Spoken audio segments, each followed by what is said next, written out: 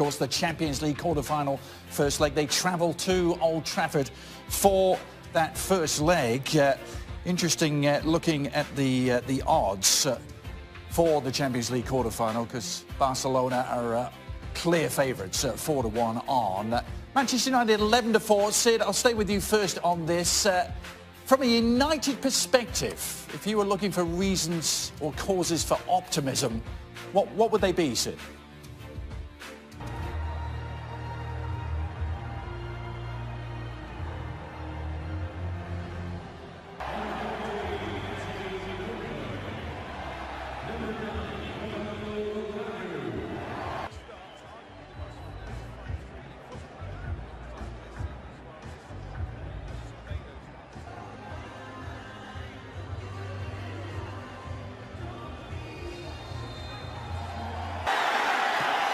Great ball.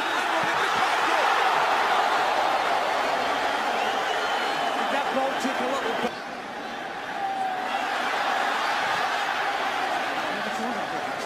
They're going to hit the corner, yeah?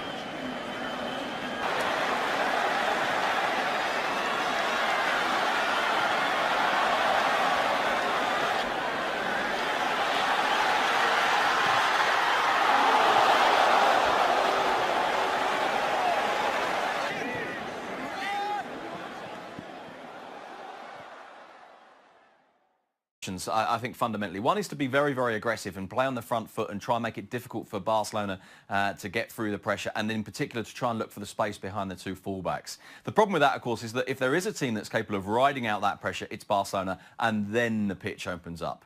Which, of course, brings you to the other option, which is to park the bus. To park the bus, frustrate, hope you can catch them on the break at some point. And of course, particularly with the pace of Rashford, Manchester United may well feel that that's the best way of going about it. Look for Rashford in behind the fullbacks with an early long ball and park the bus.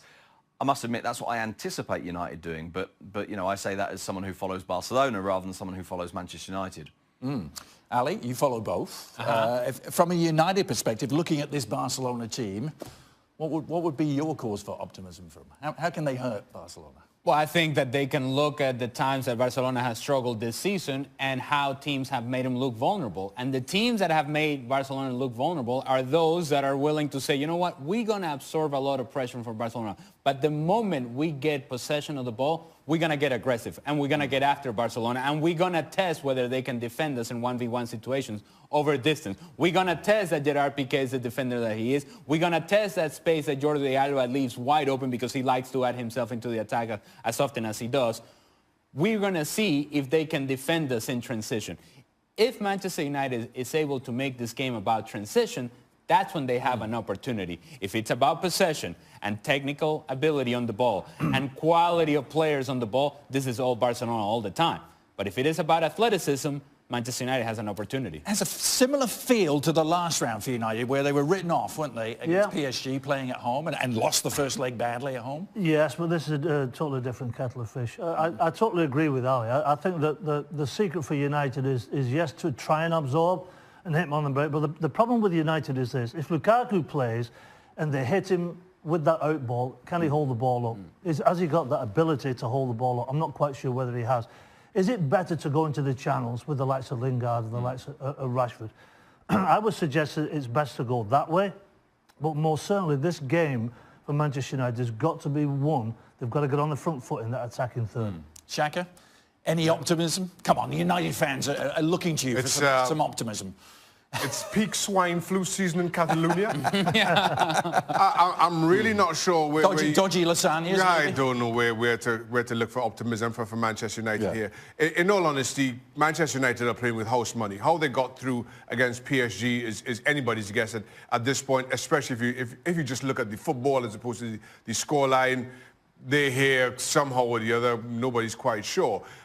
And at that time, let's remember, Manchester United were playing well, which we've not been able to say about Manchester.